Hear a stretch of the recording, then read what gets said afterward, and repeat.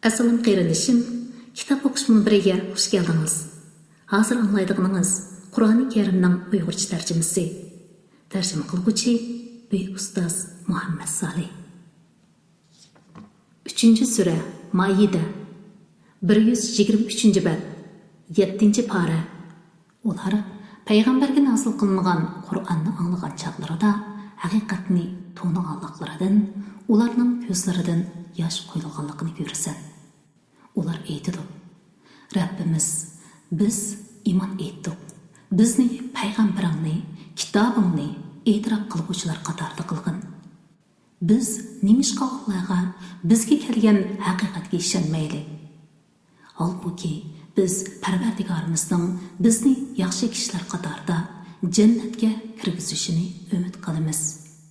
Bu so'zlar uchun Alloh ularni ostidan o'stamlar ekib turadigan jannatlar bilan mukofotlaydi. Ular jannatlarda mangu qoladi. Yaxshilik qiluvchilarga berilgan mukofot ana shu. Kafir bo'lganlar, bizning oyatlarimizni yolg'onga chiqarganlar do'zax ahlidir. Ey mo'minlar, Alloh sizlarga halol qilgan pok narsalarni tarki dunyo bo'lish yuzidan o'zinglarga harom qilmanglar. Alloh belgilab bergan chekdan oshmanglar. Alloh chekdan oshquchilarni haqiqatan do'st tutmaydi. Izohat: Payg'ambar alayhissalomning sahobalaridan bir qism kishilar o'zlarini oqda qilib o'tish, go'sh yemaslik, ayollarga yo'lamaslik niyatiga kelgan edi. Bu to'g'rida bu oyat nozil bo'lgan. Alloh sizlarga rizq qilib bergan halol, pok narsalarni yenglar. Sizlar iymon etgan, Allohga taqvodorlik qilinglar. Alloh sizlarni sahvatlik bilan qilgan qasaminglar uchun javobgarlikka tortmaydi. Lekin sizlarni qasddan qilgan qasaminglar uchun javobgarlikka tortadi. Bunda qasaminglarni buzsanglar, uning kafarati oilanglarga berilgan o'rta darajalik tomoq bilan 10 miskinni bir vaqt g'izolantirishdir. Yoki ularga, ya'ni 10 miskinga badanni yepib turadigan bir qo'l kiyim berishdir. Yoki bir qo'l yoki bir cho'rni azod qilishdir. Kimki bunday qilishga kuchi yetmasa, 3 kun roza tutishi lozim. Bu ana shu ishgan qasaminglarni buzganliklaringning kafaratidir. Qasaminglarga rioya qilinglar, ya'ni kelsi kelmas qasam ichmanglar. Sizlarning shukr qilishinglar uchun Alloh oyatlarini sizlarga ana shundoq bayon qiladi. Ey mo'minlar, aroq ichish, qimar o'ynash, butlar, ya'ni cho'qinish uchun tiklangan toshlarga cho'qinish, pal o'qlari bilan pal selish shaytonning ishi. Paskana qiliqlardir. Baxtga erishinglar uchun shaytonning ishidan yiroq bo'linglar. Shayton aroq, qimar orqali oranglarda dushmanlik, adovat tug'dirmoqchi. Sizlarni namozdan va Allohni yod etishdan to'smoqchi bo'ladi. Sizlar endi aroqdan, qimardan yanmamsizlar. Allohga va payg'ambarga itoat qilinglar. Ularga muxolifatchilik qilishdan hazar qilinglar. Agar itoat qilishdan bosh tortsanglar, bilinglarki, Rasulimizning mas'uliyati faqat ochiq tabliq qilishdir. Iymon etgan va yaxshi amallarni qilgan kishilar harom qilinmagan narsalarni yesa, ichsa hech gunoh bo'lmaydi. Qachonki ular harom narsalardan saqlansa, iymonida va yaxshi amallarda izchil bo'lsa, ondan harom qilingan narsalardan yana saqlansa va harom deb e'tiqod qilsa, ondan harom qilingan narsalardan davomli saqlansa va yaxshi ishlarni qilsa, Alloh yaxshi ish qiluvchilarni do'st tutadi. Ey mo'minlar, ko'rmay turib Allohdan qo'rqadiganlarni bilish uchun qo'linglar va nayzanglar bilan ovlindigan bir oz ov bilan Alloh sizlarni cho'qim sinaydi. Kimki buningdan keyin haddidan oshsa, ya'ni ekranda turib ovlasa, u qiynaluvchi azobga duchor bo'ladi. Ey mo'minlar, sizlar ovlagan hayvonlarni ekranda yoki haramda turib o'ldirmanglar. Sizlardan kimki uni qasddan o'ldiradigan, ishning vabolini tetishi uchun uning jazosi ikki odil kishining baholashi bo'yicha yiliqi o'ldirilgan ovga o'xshash uy hayvonlaridan birini Kabe'ga elib berish qurbonlik qilishdir yoki kafarat berish yuzidan miskinlarga osh berishdir yoki har miskinga berilgan oshning barobariga bir kun ro'za tutishdir. O'tgangi gunohni, ya'ni bu oyat tushishdan burun ihromda turib ov o'ldirgan bo'lsanglar, buni Alloh afv qildi. Kimki qayta gunoh o'tkazsa, ya'ni qaytadan ov o'ldirsa, Alloh uni jazolaydi. Alloh g'olibdir, osiylik qilg'uvchilarni jazolag'uchidir. Sizlarning va yo'lovchilarning manfaatlanishi uchun sizlarga dengiz hayvonlari, dengizdan chiqadigan yemakliklar halol qilindi. Modomiki sizlar ihromda yoki haramda ekansizlar, quruqliq hayvonlarini ovlash sizlarga harom qilindi. Sizlar qiyomat kuni dargohiga to'planadigan Allohdan qo'rqinglar. Alloh Baytul Harom bo'lgan Ka'bani, haj eyini, hajda qilinadigan qurbonlikning alomati sifatida bo'yinlarga belgi isilgan to'ygilarni, insonlarning dunyo va oxiratlik ishlarining tutqusi qildi. Bu Allohning osmonlardagi va zimindagi narsalarni bilib turadiganligini va Allohning har shayini bilguchi ekanligini sizlarning bilishinglar uchundir. Bilinglarki, Allohning azobi qattiqdir. Itoat qiluvchilarga Alloh nihoyatda mag'firat qiluvchidir, nihoyatda mehribondir. Payg'ambarning mas'uliyati faqat tabliq qilishdir. Alloh sizlarning oshkora va yoshirin qilib yurgan ishlaringlarni bilib turadi. Ey Muhammad, aytqinki, garchi haromning ko'pligi tingshig'uchi seni ajablantirsa-mu, harom bilan halol barobar emas. Ey aql egalari, nijot tepishinglar uchun Allohdan qo'rqinglar. Ey mo'minlar, agar sizlarga oshkora qilinsa, sizlarni beorom qilib qo'yadigan narsalar to'g'riliq payg'ambardan so'ramanglar.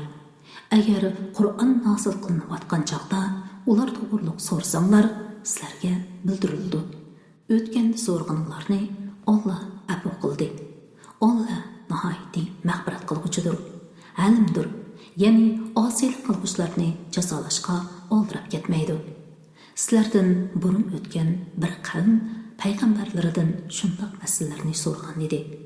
Keyin buning sababidan yana so'rgan ishlari bayon qilinib, ular amal qilmaganlikdan kofir bo'lib ketdi. Bahira 8 tuqqan, 5-sini erkak tuqqan to'ygi bo'lib, jahiliyat arablari bu to'ygining quloqini yerib qo'yib, o'z mayliga qo'yib beradi. Minmaydi, yuk tortmaydi. Soiba tishidan 10 tuqqan to'ygi bo'lib, minilmaydi, qirqilmaydi, suti musofirga beriladi. Vasila 1 va 2 tishi tuqqan. Bunlar uchun o'z mayliga qo'yib etilgan to'yga. Ham to'ygiga oti bo'lgan bo'g'ra to'ygi bo'lib, ular uni minmay, yemak-ichmakda o'z mayliga qo'yib beradi. Larga Alloh yuqorqida qilishni buyrug'ini yo'q. Lekin kofirlar Allohga yolg'on jablaydi. Ularning to'lisi buning yolg'onligini tushunmaydi. Ularga Alloh nozil qilgan hukmga, payg'ambar bayon qilgan hukmga amal qilinglar deyilsa, ular ota-bobolarimizning dini bizga kifoya deydi. Ularning ota-bobolari hech narsa bilmaydigan va hidoyat topmagan tursa-mu, yanala ularning diniga amal qilamdi. Ey mo'minlar, o'zinglarni gunohdan saqlanglar. Sizlar qachonki to'g'ri yo'lda bo'lsanglar, boshqalarning adashqini sizlarga ziyon yetkazmaydi. Sizlar hammanglar Allohning dargohiga qaytisizlar. Alloh qilgan amallarni sizlarga aytib beradi. Ey mo'minlar, oranglardan bir kim o'ladigan chig'ida vasiyat qilmoqchi bo'lsa, uningga ichinglardan 2 odil kishi guvoh bo'lsin. yoki o'z dininglardagilardan guvoh bo'ladigan 2 kishi tepilmasa, g'ayri dindagilardan 2 kishi guvoh bo'lsin. Agar sizlar safarda bo'lib, beshiklarga o'lim dahshati kelganda, sizlar bu 2 guvohning rostchiligidan gumonlansanglar, namozdan keyin ularni ilib qilinglar. Ular biz foydasiga qasam qiladigan kishilarimiz, bizning yaqinimiz bo'lgan taqdirdami qasamimizni hech narsaga sotmaymiz. Xudolik uchun bo'lgan guvohlikni yoshirmaymiz. Agar uni yoshirsak, biz albatta gunohkorlardan bo'lamiz, deb Allohning nomi bilan qasam qilsin. Agar u 2 guvohchining yolg'on guvohlik berganlik yoki mirosga xiyonat qilganlik gunohi bilinsa, ularning o'rniga miros elishga eng haqli bo'lgan varislardan 2 kishi guvoh bo'lib, bizning guvohligimiz albatta ularning guvohligidanmi to'g'ridir. Biz shariatdan chiqib ketmadik. Bo'lmasa biz cho'qim zolimlardan bo'lamiz, deb Allohning nomi bilan qasam qilsin. Bu usul guvohchilarni eng to'g'ri guvohlik qiladigan qilishga, qilgan qasamini rad qilishdan, ya'ni ulardan keyin boshqalar qasam qilishi bilan o'zlarining rasvo bo'lishidan qo'rqadigan qilishga eng yaqin usuldir. Allohdan qo'rqinglar. Allohning amrini anglanglar. Alloh fosiq qavmini hidoyat qilmaydi. Alloh qiyomat kuni payg'ambarlarni yig'ib, qavmlarni iymonga da'vat qilganinglarda qanday javobga ega bo'ldinglar deb so'raydi. Ular sening bilginingga selishtirganda biz hech narsa bilmaymiz. Sen g'ayblarni nihoyatda obdan bilasan deydi. O'z vaqtida Alloh aytdi: "Ey Maryam o'g'li Isa, sana va sening onangga bergan ne'matimni aslagin. Ayni zamonda sana Ruhul Qudus, ya'ni Jibril bilan madad berdim. Kichikingda, bo'shukda va payg'ambar bo'lgan o'tir yosh vaqtingda kishilarga so'zlaydim. Ayni zamonda sana kitobni, hikmatni, Tavratni va Injilni o'rgatdim. Ayni zamonda mening iznim bilan loydan qushning shaklida bir narsa yasaytingda, uni pullasang iznim bilan uchadigan qush bo'ladi. Mening iznim bilan to'g'mi ko'rni, baraz kesilni saqaytdim. Ayni zamonda mening iznim bilan o'liklarni tiriltirib, qabrlaridan chiqaratdim. Ayni zamonda, ya'ni Isroilni sana cheqilishdan to'sdim. Sen ularga mo'jizlar bilan kelgan chog'ingda, ularning ichidagi kofirlar bu faqat ro'shan sehrdir dedi. Ayni zamonda men havorlarga, menga va mening payg'ambarimga iymon etinglar deb vahiy qildim. Ular biz iymon etdik, guvoh bo'lgunki biz amringga bo'ysunuvchilarmiz dedi. O'z vaqtida havorlar: "Ey Maryam o'g'li Isa, Rabbing bizga osmondan ustiga tomoq bor dasturxon tushirib beralamdi" dedi. Isa: "Agar Allohning qudratiga ishonsanglar, bunday savollarni berishda Allohdan qo'rqinglar" dedi. Ular: "Biz uningdan yeyishni, ko'nglimizning tinchlanishini, so'zingning rostligini bilishni va payg'ambarligingga guvohchilardan bo'lishni iroda qilamiz" dedi. Maryam o'g'li Isa: "Ey Parvardigorimiz Alloh, bizga ustida tomoq bor dasturxon tushirgin. Bu kun bizlarga va bizdan keyingilarga bayram bo'lib qolsin. U dasturxon sendan bizga qudratingning va payg'ambarligingni ko'rsatadigan bir mo'jiza bo'lib qolsin. Bizga rizq bergin. Sen rizq berguvchilarning yaxshisisan" dedi. Allah İsa'nın duasını icabat qilib, uni men sizlarga cho'qim osmondan tushirman. Sizlardan kimki shuningdan keyin kofir bo'lsa, uni shundoq bir azob bilan azoblaymanki, ahli jahondan hech kishini mundoq azoblamayman dedi. O'z vaqtida Alloh aytdi: "Ey Maryam o'g'li Isa, sen kishilarga Allohni qo'yib, men bilan onamni ikki iloh qilib olinglar dedingmi?" İsa aytdi: "Rabbim, sha'niga loyiq emas narsalardan seni pok deb e'tiqod qilamanki, menga aytishga tegishli bo'lmagan so'zlarni men aytmayman. Agar men bu so'zni aytgan bo'lsam, uni sen cho'qim bilasan. Ya'ni mening undoq demaganligim sen ma'lumdir. Sen mening zotimdagini bilasan, men sening zotingdagini bilmayman. Sen g'ayblarni nihoyat obdan bilasan, men ularga faqat sen meni aytishga buyurgan so'zni, ya'ni mening Parvardigorim va sizlarning Parvardigoringlar bo'lgan Allohga ibodat qilinglar dedim. Men ularning orasida bo'lgan muddatda ularning amallarini kuzatib turgan edim. Meni qabzi ruh qilganimdan keyin ularning amallarini sen kuzatib turgan eding. Sen hamma narsadan xabardorsan. Agar ularga azob qilsang, ular sening bandlaringdir. Ularni xohlagancha tasarruf qilasan. Sana hech ahdi ta'arruz qilolmaydi. Agar ularga, ya'ni ularning ichidagi tavba qilganlarga mag'firat qilsang, sen ishingda g'olib, hikmat bilan ish qilg'uchidirsan. Allah aytadi: bu kun, ya'ni qiyomat kuni rostchilarning rostchilligi o'ziga foyda qiladigan kundir. Ular ostidan o'stanlar eqib turadigan jannatlarda mangu qoladi. Allah ulardan rozi bo'ladi. Ular Allohdan mamnun bo'ladi. Bu zo'r baxtdir. Osmonlarning, zaminning va ulardagi butun mavjudotning podshohligi Allohga mansubdir. Allah har narsaga qodirdir.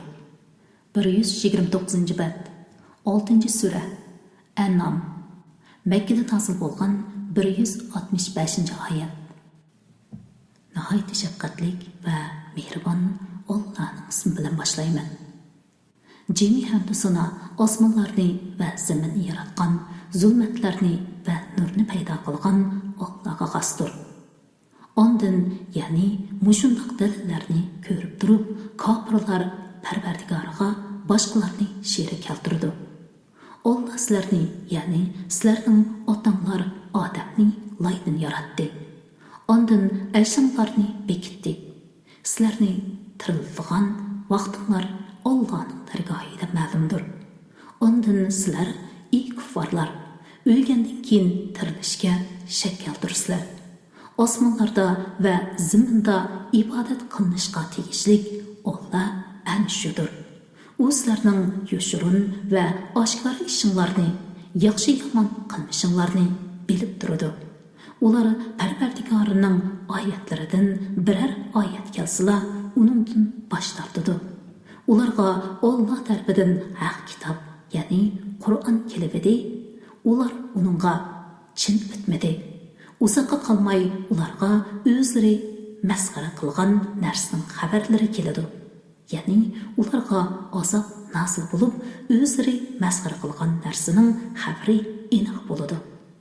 Ulardan burun o'tgan nurg'un ummatlarni halok qilganligimizni ular ko'rmadimi? Yana uningdan ibrat olmadimi? Ularni zaminda sizlarni yerlashtirmagan bir shaklda yerlashtirgan edi. Ularga mo'l yomg'irlar yog'dirib bergan edi. O'z tanglarni ularning ostidan eqib turadigan qilgan edi. Ondan keyin ularning qilgan gunohlari tufaylidan halok qildik. Ulardan keyin boshqa xalqni paydo qildik. Ey Muhammad, biz sana ular talab qilgandek qog'ozga yozilgan bir kitobni nozil qilgan. Kofirlar uni qo'llari bilan tutib ko'rgan taqdirdami, ular shaksizki bu faqat ro'shan sehrdir deydi. Chunki ularning g'arzi eng ro'shan dalil kelgandami iymon etmaslikdir. Ular uningga, ya'ni Muhammad alayhisalomning payg'ambarligiga guvoh bo'lib, nemishqa bir farishta tushmadi deydi. Agar uningga biror farishta tushirgan bo'lsa, ularning ishi tugagan bo'ladi. Ya'ni bu chaqda haqni inkor qilsa, halok qilinadi. Ularga muhlat berilmaydi. Biz payg'ambarni farishtadan qilgan taqdirdami, albatta uni inson shaklida qilatdik. Ularni yana shubhaga tushirdik. Yana ular farishtani inson shaklida ko'rganda, bu inson ammo farishta emas deydi. Sendan ilgari o'tgan payg'ambarlar kofirlar tarafidan masxara qilindi. Masxara qiluvchilar masxara qilganliklarining oqibatini ko'rdi. Ey Muhammad, bu masxir qilg'uvchilarga aytqinki, ziminda sayr qilinglar. Ondan payg'ambarlarni inkor qilganlarning oqibatining qandoq bo'lganligini ko'zdan kechiringlar. Ey Muhammad, aytqinki, osmonlardagi, zimindagi mavjudotlar kimning? Ularga aytqinki, Allohning. Allah ihson qilish yuzidan bandalarga rahmat qilishni o'z ustiga oldi. Hech qanday gumon bo'lmagan qiyomat kuni Allah sizlarni albatta yig'di. Kufrni ixtiyor qilishi bilan o'ziga o'zi ziyon solganlar iymon etmaydi. Kecha va kunduzda jim turgan yoki harakatlanib turgan shaylarning hammasi Allohning mulkidir. Allah bandalarining so'zlarini anglab turguchidir. Ularning ahvolini bilib turguchidir. Ey Muhammad, bu mushriklarga aytqinki, osmonlarni, zaminni yo'qdan bor qilguvchi Allohdan g'ayrini ma'bud tutamdi. Allah rizq berdi. O'zi rizq muhtoj emas. Ey Muhammad, aytqinki, men bu ummat ichida Xudoning amriga bo'ysunuvchilarning o'g'li bo'lishga buyurildim. Menga deyildiki, sen hargiz mushriklardan bo'lmagin. Ularga yana aytqinki, agar men Rabbimga osiylik qilsam, ya'ni Parvardigorimdan g'ayriga ibodat qilsam, büyük kunning, ya'ni qiyomat kunining azobidan albatta qo'rqaman. Mushu kunda kimki azobdan qutuladigan, Alloh uningga rahmat qilgan bo'ladi. Ana shu ro'shan najot topqanlikdir. Agar Alloh senga biror kulfat yetkazsa, uni Allohdan boshqa hech kim ko'tarib o'tolmaydi. Agar Alloh senga biror yaxshilik yetkazsa, u chaqda uningga hech kim aralasha olmaydi. Chunki Alloh har narsaga qodirdir. Alloh bandalarining ustida qohirdir. Ya'ni Alloh bandalarini tizginlab turguchidir. U hikmat bilan ish qilguchidir. Hammadan xabardordir. Ey Muhammad, aytqinki, mening payg'ambarligimning rostligi uchun qaysi narsa eng chong guvoh? Aytqinki, Alloh men bilan sizlarning oranglarda guvohdir. Menga Allohning guvohligi kifoyadir. Bu Qur'on menga sizlarni va qiyomatgacha Qur'on yetgan kishilarni ogohlantirish uchun vahiy qilindi. Ey mushriklar, sizlar Alloh bilan barobar boshqa iloh bor deb cho'qim guvohlik beramsizlar. Ularga aytqinki, men mundaq deb guvohlik bermayman. Ey Muhammad, aytqinki, u haqiqatan bir ilohdir. Sizlar sherik keltirgan butlardan men haqiqatan ado judaman. Biz kitob bergan kishilar, ya'ni Yahudilar va Nasorlar uni, ya'ni Muhammad alayhisalomni Tavrat va Injildagi sifati bo'yicha xuddi o'zlarining o'g'illarini to'nigandek to'niydi. O'zlariga o'zlari ziyon solganlar in pokitlar tursinmi Muhammad alayhisalomga iymon etmaydi. Allohga yolg'on choplagan yoki Allohning oyatlarini inkor qilganlardanmi zolim odamlar bormi? Zolimlar haqiqatan maqsadiga erisholmaydi. Qiyomat kuni ularning hammasini hisob elish uchun yig'amiz. Ondan mushriklarga Allohning sheriklari deb e'tiqod qilgan ma'budlaringlar qayerda deymiz. Ondan ular faqat o'zir aytib, dunyodagi chaqlardikiga o'xshash yolg'onga iltijo qilib, Parvardigorimiz Alloh bilan qasam qilamizki, biz mushrik bo'lmagan edik deydi. Ularning biz mushrik bo'lmagan deb o'zlariga qarshi qandoq yolg'on so'zlaganligiga qarag'in. Ularning Allohning sheriklari deb bo'ktan choplagan butlari ulardan qochadi. Ey Muhammad, ularning ichida Qur'on o'qigan chog'ingda sana quloq soladiganlar bor. Qur'onni tushunmasliklari uchun ularning dillarini pardaladik, quloqlarini ig'ir qildik. Ular hamma mo'jizlarni ko'rgan taqdirdami, uningga iymon etmaydi. Hatto kofirlar sening yiningga munozirlashib kelgandimi, bu faqat burunqilardan qolgan afsonalardir deydi. Ular kishilarni Qur'ondan va Muhammad alayhissalomga ergashishdan to'sidi. O'zlarini uningdan yiroq qochidi. Ular faqat o'zlarini halok qiladi. Halbuki ular buni tuymaydi. Agar ularni do'zax ustida to'xtilgan chaqda ko'rsang, dahshatli bir holni ko'ratdim. Ular koshki dunyoga qaytarilsak edi. Parvardigorimizning oyatlarini inkor qilmaydi va mo'minlardan bo'ladi deydi. Undaq emas. Ularning ilgari yo'shirgan ishlari, qabih qilmishlari tufaylidan shundoq orzu qilishidi. Ularga oshkora bo'ldi. Ular dunyoga qaytarilgan taqdirdami, man'i qilingan ishlarni albatta yana qiladi. Shubhasizki, ular iymon etadi degan va'dasida yolg'onchilardir. Ular hayotliq faqat mushu dunyodagi hayotimizdir. O'lgandan keyin tirildirmaymiz deydi. Agar ularni Parvardigorning oldida to'xtatilgan chaqda ko'rsang, g'oyat cho'ng ishni ko'rasan. Alloh ularga bu o'lgandan keyin tirilish rost emasmikan deydi.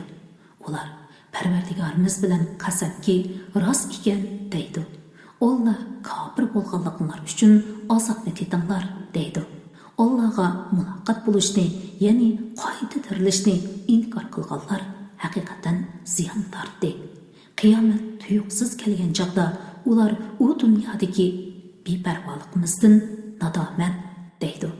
Gunohlarini ustlariga yuklab oladi. Ularning gunohlarini yuklagini nima degan yomon. Dunyo tirikchiligi faqat o'yin, g'aflatdan iborat. Taqvodorlik qildiganlar uchun albatta u dunyo yaxshidir. Buni tushunmabsizlar. Ularning so'zi seni qayg'uga soldiganligini biz obdan bilamiz. Ular seni ichida inkor qilmaydi, lekin ular tarsonligidan inkor qiladi. Haqiqatda zolimlar Allohning oyatlarini inkor qiladi. Sendan burun o'tgan payg'ambarlarmi inkor qilindi. Ular inkor qilinganligiga va o'zlariga yetgan arziyatlarga sabr qildi. Oxir ular bizning yordamimizga erishdi. Allohning so'zlarini har qanday odam o'zgartirmaydi. Shubhasizki, payg'ambarlarning qissalari sana nozil bo'ldi. Ey Muhammad, ularning islomdan yuz o'rganligi sana ig'ir kelgan bo'lsa, undaqda yer ostiga kirishga yo'l yoki osmonga chiqishga sho'ti tepib bir mo'jiza keltira olsang, keltirgin. Agar Alloh xolisa, albatta ularni hidoyatga birlashtiradi. Sen hargiz Allohning hikmatini tushunmaydiganlardan bo'lmagin. So'zingga haqiqiy quloq soldiganlar sening da'vatingni qabul qiladi. So'zingga quloq solmaganlar o'liklarning o'rnida. O'liklarni Alloh tirildirdi. Ondan ular Allohning dargohiga qaytarildi. Ular, ya'ni Makka kuffarlari, nimishqa Muhammadga Parvardigoridan bir mo'jiza tushirilmadi deydi. Aytganki, Alloh mo'jiza tushirishga haqiqatan qodir. Lekin ularning to'lisi mo'jiza nozil bo'lib iymon etmasa, balo duchor bo'lganligini bilmaydi. Mayli yer yuzida mangdigan hayvon bo'lsin, mayli ikki qanoti bilan uchadigan uchar qush bo'lsin, hammasi sizlarga o'xshash ummatlardir.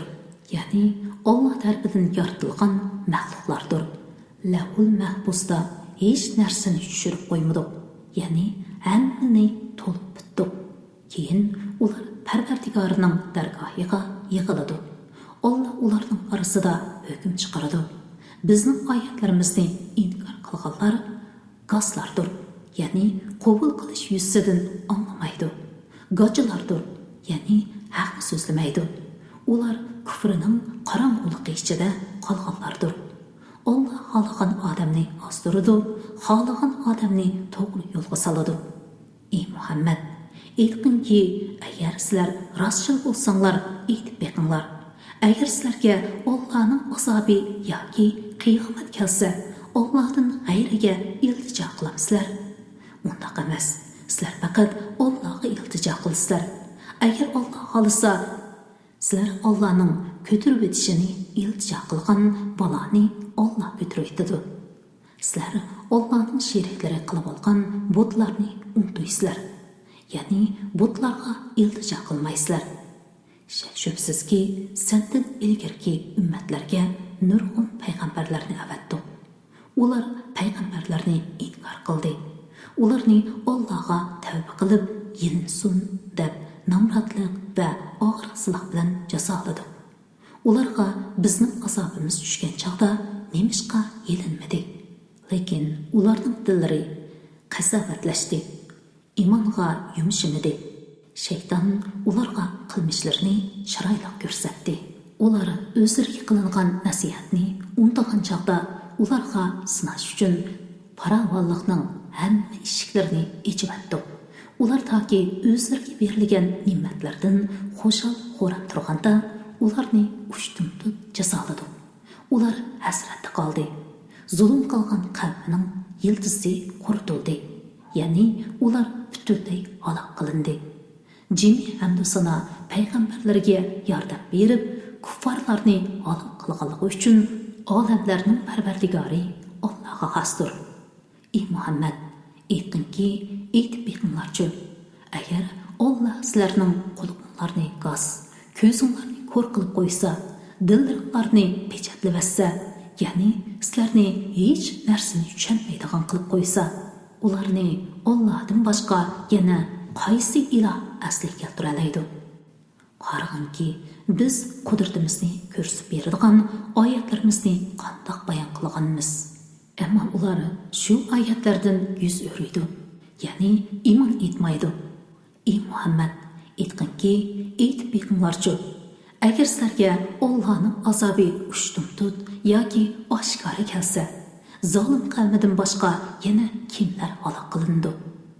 Biz payg'ambarlarni faqat savob bilan xush xabar berguchi, azobdan ogohlantiruvchi qilib avatimiz.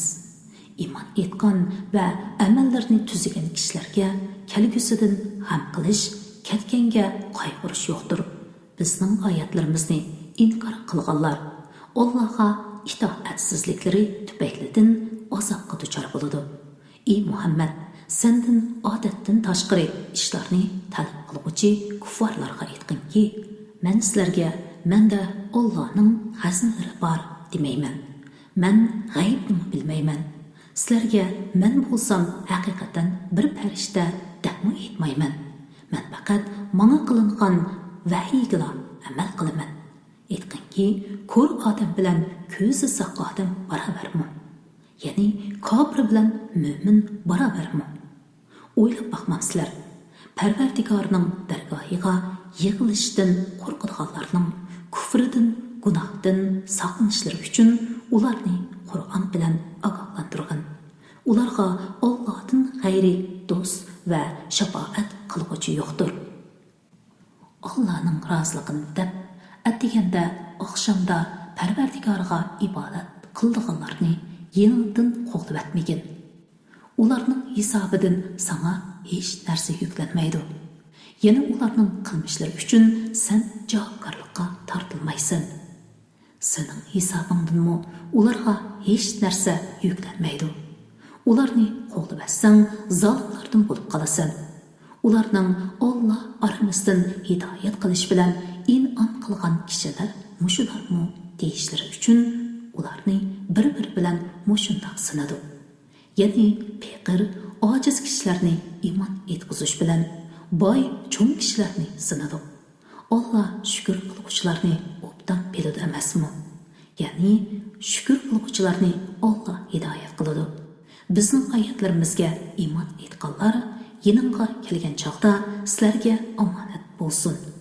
Parvardigorimlar bandalariga rahmat qilishni, ihson qilish yuzidan o'z ustiga oldi.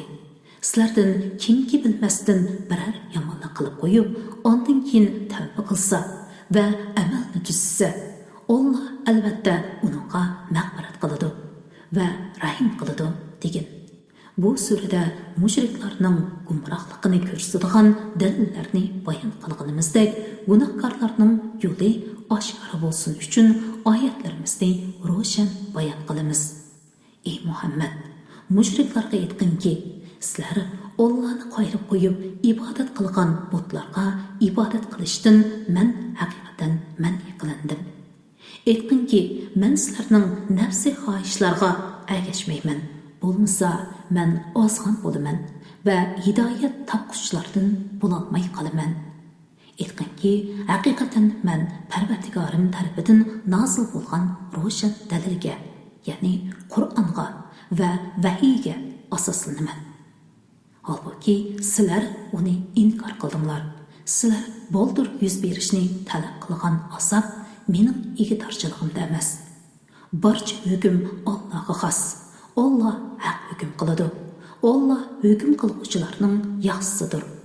Aytqinki, sizlar boldir yuz berishni talab qilgan azob mening qo'limdan kelsa edi, u chaqda men bilan sizlarning oranglardagi ish cho'qim hukm qilinib bo'lgan bo'ladi. Ya'ni sizlardan oraq tepish uchun sizlarni halok qilgan bo'lardim. Allah zolimlarni obdan biladi. Hayotning qazinlari Allohning dargohidadir. Uni faqatla Alloh biladi. Quruqlikdagi, dengizdagi narsalarning hammasini Alloh biladi. Daraxtdan to'kilgan yaproqdan Alloh bilmaydigan biror simi yo'q. Mayli qorong'u yer ostidagi biror dona urug' bo'lsin, mayli o'l yoki quruq narsalar bo'lsin, hammasi Allohga ma'lum bo'lib, lavh-u mahfuzda yoziqliqdir. Alloh sizlarni kechasi o'qitadi, kunduzdagi qilgan ishlaringlarni bilib turadi. Ondan belgilangan muddatgacha yashashinglar uchun kunduzda sizlarni uyg'otadi. Ondan Allohning dargohiga qaytsizlar. Ondan qilgan amallaringlarni Alloh sizlarga aytib beradi. Alloh bandlarning ustida qohirur, ya'ni Alloh bandlarni tizginlab turg'uchidir. U sizlarga saqlovchi farishtalarni, ya'ni qilgan atganni xotirlab turadigan farishtalarni avatadi. Biringlarga o'lim kelsa, uni bizning farishtalarimiz qabziruh qiladi. Ular Allohning amrini o'rlashda beparvolik qilmaydi. Onda ular, ya'ni bandalar haq hukm qilguvchi, egisi Allohning dargohiga qaytarildi. Qiyomat kuni hukm qilish yolg'iz Allohga xosdir. Alloh eng tez hisob olg'uchidir. Ey Muhammad, bu kuffarlarga aytqinki, quruqlikning va dengizning qorong'uliklari, ya'ni baloy ofatlaridan sizlarni kim qutqizadi? Bu qorong'uliklarni ko'rgan chig'inlarda, agar Alloh bizni buningdan qutqizsa, cho'qim shukr qiluvchilardan bo'lamiz deb Allohga oshkora va yoshirin iltijo qilasizlar. Aytqinki, yolg'iz Alloh sizlarni ulardan va barliq g'amdan qutqizadi. Ondan sizlar buni to'niqinglardan keyin iymon etmay Allohga sherik keltirsizlar. Ey Muhammad, ularga aytqinki, Alloh sizlarning ustinglardan Nuh va Lut alayhissalomning qavmiga asobul bilga avatlagan azob o'xshash yoki oyg'inlar ostidan bir avin va qorinlarga avatlagan azob o'xshash azob avatishga yoki sizlarni pirqlar qilib aralashtirib, ya'ni urush qisilib, biringlarning azobini titishga qodirdir. Ularni tushunsin deb oyatlarimizni turli shakllarda qandoq bayon qilganligimizga qarag'in. Qur'on haq tursa, uni qavming inkor qildi. Men sizlarga omi emas degin. Alloh tarafidan oldin olib berilgan har bir xabarning maydonga keladigan vaqti bor. Uzoqqa qolmay bilasizlar. Bizning oyatlarimiz to'g'risida ta'na va masxara qilib parang silishayotgan kishilarni ko'rganingda, ular bundan boshqa parangga tushmaguncha ular bilan birga o'ltirmagin. Ular bilan birga o'ltirmaslikni shayton sana unuttirgan bo'lsa, esingga kelgandan keyin zolim qalb bilan birga o'ltirmagin. Taqvodorlarga Qur'onni masxara qiluvchi kofirlarning hisobidan hech narsa yuklanmaydi. Lekin taqvodorlar ularga vas nasihat qilishlari kerak. Shundoq bo'lganda ular Qur'onni masxara qilishdan saqlanishlari mumkin. Dinni o'yin ko'rga qilib olgan, dunyo tirikchiligiga qo'llanganlarni tark et. Har qanday odamning o'z qilmishi tufayli halok bo'lishdan saqlanish uchun kishilarga Qur'on bilan nasihat qilgin. Uningga Allohdan boshqa do'st va shafaat qilguvchi bo'lmaydi. u har qanday fidya bersimu qabul qilinmaydi. Ana shular qilmishlari tufaylidan halok bo'lganlardir. Ular kufri tufaylidan puchaklarini o'rtib etadigan qaynoq suvdan bo'lgan sharobga va qattiq azobga duchor bo'ladi. Ey Muhammad, ularga aytqinki, biz Allohni qo'yib, bizga foyda ziyon yetkazolmaydigan butlarga ibodat qilamdik. Bizni Alloh hidoyat qilgandan keyin orqamizga chekinamdik. Ya'ni murtad bo'lamdik. Mubada biz shunday qiladigan bo'lsak, mundaq bir odamga shaytonlar uni bir cho'lga boshlab borgan. Cho'lda u tingarqab qolgan. Do'stlari uni beri kel deb to'g'ri yo'lga chaqirayotgan. U chaqiriqni qabul qilmay, oxir halok bo'lgan odamga o'xshab qolamiz. Bu kuffarlarga aytqinki, Allohning hidoyati haqiqatan haqiqiy hidoyatdir. Biz olamlarning Parvardigoriga bo'ysunishga buyurildik. Namoz o'qishga va Allohdan qo'rqishga buyurildik. Qiyomat kuni Allohning dargohiga hisob uchun yig'ilasizlar. Allah osmonlarni, zaminni hikmat bilan yaratdi. Allah biror shayga vujudga keltirsa, darhol vujudga keladigan kundagi, ya'ni qiyomat kunidagi azobdan qo'rqinglar. Allohning so'zi haqdir. Sura chilinadigan kundagi, ya'ni qiyomat kundagi podshohlik Allohga xosdir. Allah yushrun va oshkor narsalarni bilguchidir. Allah hikmat bilan ish qilguchidir. Bandalarning ahvolidan xabardordir. O'z vaqtida Ibrohim o'z otasi Azarga sen o'zingni yaratgan Allohni qo'yib butlarni ma'bud qilib olamsan. Men seni va qavmingni haqiqatan aniq gumrohlikda ko'raman dedi. Ibrohimning tavhid borasida qat'iy ishonuvchilardan bo'lish uchun uningga otasi bilan qavmining gumrohligini ko'rsatganimizda biz İbrahimga osmonlarning, zaminning ajoyiblarini ko'rsatdik. İbrahim kechining qorong'uligi bosganda bir yulduzni ko'rib, qavmining so'zini dalil keltirib, ularni mat qilish uchun bu mening Parvardigorimdir dedi. Yulduz petib ketib edi. Men petib ketguchilarni, ya'ni yulduzlarga ibodat qilishni yoqtirmayman dedi. U oyning tuqqanligini ko'rib, yuqori usul bo'yicha bu mening Parvardigorimdir dedi. Oy petib ketib edi. Agar Parvardigorim meni hidoyat qilmagan bo'lsa, men chuqum ozg'uchi qavmning qatorida bo'lganman dedi. U quyoshning chiqayotganligini ko'rib, yuqorqi usul bo'yicha bu mening Parvardigorimdir. Bu hammadan, ya'ni yulduz bilan oydin cho'ngdir dedi. Quyosh petib ketib edi. U aytdiki, ey qavmim, men haqiqatan sizlar sherik keltirgan ma'budlardan ado judaman. Men haqiqatan botil dinlardan haq dinga burilib, osmonlarni, zaminni yaratgan zotga yuzlandim. Men mushriklardan emasman. İbrahimning qavmi uning bilan munozirlashdi. İbrahim aytdiki, meni Alloh hidoyat qilgandirsa, men bilan Allohning mavjudligi va birligi to'g'riliq munozirlashamsizlar. Men sizlarning Allohga sherik keltirgan butlaringlardan qo'rqmayman. Faqat Parvardigorimningla xohlagan narsa bo'ladi. Parvardigorimning bilimi hamma narsani o'z ichiga olgan. Ma'budlaringlarning menga hech bir ziyon yetkazolmaydiganligini o'ylamamsizlar. Allohning sherigi bo'lish haqida Alloh sizlarga hech qanday dalil tushirmagan butlarni Allohga sherik keltirishdan qo'rqmayotsanlar, sizlarning sherik keltirgan butlaringlardan men qandoqmi qo'rqatdim? Agar sizlar bilsanglar, aytinglarchi, biz bu ikki guruh odamdan zodi qaysimiz eng qo'rqmaslikka tegishlik? Azobdan amin bo'lish, iymon etgan, iymonga mushriklikni aralashtirmagan odamlarga mansubdir. Ular hidoyat topquchilardir. O'z qavmiga radiya berish uchun İbrahimga bergan dalilimiz ana shudir. Xohlagan kishimizni bir qancha daraja ko'taramiz. Parvardigorim haqiqatan hikmat bilan ish qilguchidir. Hammani bilguchidir. Biz İbrahimga Isoqni, Yaqubni ato qildik.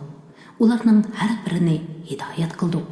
İbrahimdan ilgari Nuhni hidoyat qildik. İbrahimning avlodidan Davud, Sulaymon, Ayyub, Yusuf, Musa, Harunlarni hidoyat qildik. Yaxshi ish qilguvchilarni mushunda mukofotlaymiz. Zakariya, Yahya, İsa va İlyaslarni hidoyat qildik. Ularning hammasi yaxshilardandir. İsmoil, İlyasa, Yunus, Lutlarni hidoyat qildik. Ularni o'z zamonidagi tamomiy jahon ahlidan ustun qildik. Ularning ota-bobolaridan, avlodlaridan, qarindoshlaridan ba'zilarini hidoyat qildik. Ularni tanladik. Ularni to'g'ri yo'lga yetakladik. Allohning to'g'ri yo'li ana shudir. Alloh bandalaridan xohlagan kishilarni shu yo'lga boshlaydi. Agar ular, ya'ni shu payg'ambarlar sherik keltirsa edi, ularning qilgan yaxshi amallari albatta bekor bo'lib ketadi. Ularga kitobni, hikmatni va payg'ambarlikni ato qildik. Agar bu mushriklar ularni, ya'ni kitob, hikmat va payg'ambarlikni inkor qilsa, ularni inkor qilmaydigan boshqa bir qavmga topshiramiz. Ana shular, ya'ni mazkur payg'ambarlar Alloh hidoyat qilgan kishilardir. Ularning yo'liga ergashgin. Ey Muhammad, qavmingga aytqinki, Qur'onni tabliq qilganimga sizlardan hech qanday haq talab qilmayman. Qur'on faqat butun jahon ahli uchun vas nasihatdir. Ular Allohni haqiqiy ravishda tanimadi. Ular, ya'ni Yahudilar o'z vaqtida Alloh hech kishiga hech narsani hosil qilmadi dedi. Ya'ni vahyini va payg'ambarlarni inkor qildi. Ey Muhammad, aytqinki, Musa ilib kelgan va kishilarga nuru hidoyat qilgan kitobni kim hosil qildi? U kitobni parcha-parcha qog'ozlarga ko'chirib, bir qismini oshkorlab, ko'p qismini yoshirsizlar. Ey Yahudilar, sizlarga o'zinglar va ota-bobonglar bilmagan narsalarni bildirildi. Bu Qur'onni Alloh nozil qildi. Ondan ularni tarik etganki, ular batıllarida, ya'ni qolaymaqan so'zlarda o'ynab yursin. Bu Qur'on Makka aholisini va uning atrofidagilarni ogohlantirish uchun biz nozil qilgan, uningdan ilgari nozil qilingan Tavrat va Injilga o'xshash kitoblarni e'tirof qiluvchi muborak kitobdir. Oxiratga iymon etadiganlar uningga iymon etadi. Ular namozlarini o'z vaqtida to'liq ado qiladi. Allohga yolg'on choplagan yoki o'ziga hech narsa vahiy qilinmagan turliq menga vahiy qilindi degan yoki Alloh nozil qilgandek menmi kitob nozil qilalayman degan kishilardanmi zolim kishilar bormi? Ey Muhammad, zolimlarni sakratga tushgan vaqtlarida ko'rsang, albatta qo'rqinchli holni ko'rsan. Farishtalar, ya'ni azob farishlari qo'llarini so'zib, sizlar jonlaringlarni chiqaringlar. Sizlar Alloh to'g'risida haqsiz so'zlarni qilganliginglar, ya'ni iftiro qilganliginglar, sherik keltirganliginglar, bola nisbat berganliginglar va Allohning oyatlarini mansitmaganliginglar uchun bugun xo'rlig'uchi azob bilan jazolanasizlar deydi. Biz dastlabda sizlarni qanday xalq etgan bo'lsak, dargohimizga shundoq tanho keldinglar. Sizlarga biz ato qilgan narsalarni orqanlarda, ya'ni dunyoda qo'yib keldinglar. Ibodat qilinishga tegishli bo'lishda Allohning sheriklari deb gumon qilgan shafoatchilarni sizlar bilan birga ko'rmaymiz-ku. Ular bilan sizlarning oranglardagi munosabat haqiqatan uzildi. Sizlar shafoat qiladi deb gumon qilgan butlar barbod bo'ldi. Dollarni va urug'chilarni biq urg'izguchi haqiqatan Allohdir. Tirikni o'likdan va o'likni tirikdan chiqarguvchi ana shu Allohdir. Allohning ibodatidan qandoqmi bosh tortisizlar? Alloh subhini qorong'udan yer chiqarguvchidir, ya'ni tongni yo'ritquchidir. Alloh kechini sizlar uchun istirohat qilib yaratdi. Sizlarning vaqt hisoblashinglar uchun quyosh bilan oyni yaratdi. quruqluq va dengizning qorong'uliqlarida, ya'ni kechilik yo'l yurguninglarda yo'l tepishinglar uchun Alloh sizlarga yulduzlarni yaratib berdi. Allohning ulug'ligini biladigan qalb uchun Allohning qudratining dalillarini haqiqatan ochiq bayon qildik. Alloh sizlarni bir insondan, ya'ni Odam alayhissalomdan yaratdi. Sizlarni otamlarning pushtuda, onanglarning bachidonida qarorlashtirdi. Tushunadigan qavm uchun oyatlarni haqiqatan ochiq bayon qildik. Alloh bulutdan yomg'ir suyini tushirdi. Shuning bilan barliq o'simliklarni o'ndirdi. O'simliklardan yeshil yaproqlarni chiqardi. Bug'doy, arpa, bashaqlarga o'xshash bir-biriga mingishib ketgan dollarni yetishtirdi. Xurma daraxining chechaklaridan yerga yaqin sanqilib turadigan xurma sapoqlarni yetishtirdi. Yomg'ir suvi bilan uzumlik bog'larni yetishtirdi. Yomg'ir suvi bilan shaklida, hajmida, ta'mda bir-biriga o'xshaydigan va o'xshamaydigan zaytun, anar daraxtlarini yetishtirdi. Ularning har birining yangi tutgan mevasiga va pishgan mevasiga qaranglar. Ularda Allohning borligiga ishonadigan qavm uchun Allohning qudratini ko'rsatadigan ochiq dalillar bor. Jinlarni Alloh yaratgan tursa, mushriklar jinlarni Allohga sherik qilib bilishdi. Allohga jaholatdan o'g'il, qizlarni o'ydirib chiqarishdi. Alloh mushriklar ibtiro qilgan narsalardan baxtir. Ularning sifatlaganliklaridan ustundir. Alloh osmonlarni va yerni o'rnaksiz yaratquchidir. Allohning o'tini yo'qtirsa, qandoq bolasi bo'lsin? Hamma narsani Alloh yaratgan, hamma narsani Alloh obdan bilguchidir. Ana shu Alloh sizlarning parvardigoringlardir. Allohdan bilak hech ma'bud barhaq yo'qdir. U hamma narsani yaratquchidir. Uningga ibodat qilinglar. U har narsaga mohidir. Ko'zlar Allohni ko'rmaydi. Alloh ko'zlarni ko'rib turdi. Alloh bandalariga mehribondir, hammadan xabardordir. Ey payg'ambar, aytqinki, sizlarga Parvardigoringlar tarafidan hidoyatni ozg'unlikdan ayirib ko'rsatadigan dalillar keldi. Kimki haqni ko'rib iymon etsa, o'ziga foyda.